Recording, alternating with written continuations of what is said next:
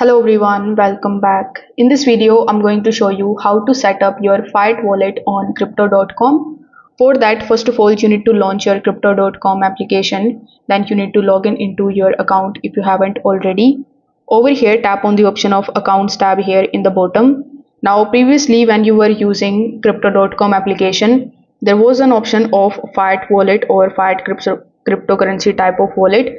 But now, as you can see, instead of the fiat wallet option, you will see the option of cash.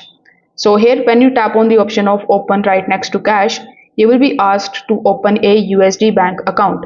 With the help of it, you will be able to deposit USDT to buy the crypto and withdraw USD when you sell the crypto. So here, tap on the option of continue in the bottom.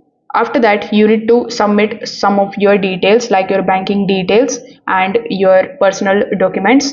So you need to complete this verification and link your bank account with it. Once your bank account is linked with your crypto.com account, your fiat wallet will be activated automatically. Then you can withdraw the money in your fiat wallet very easily. This is how you can set up your fiat wallet on crypto.com. If this video helped you out, make sure that you like this video and subscribe to the channel. Thanks for watching.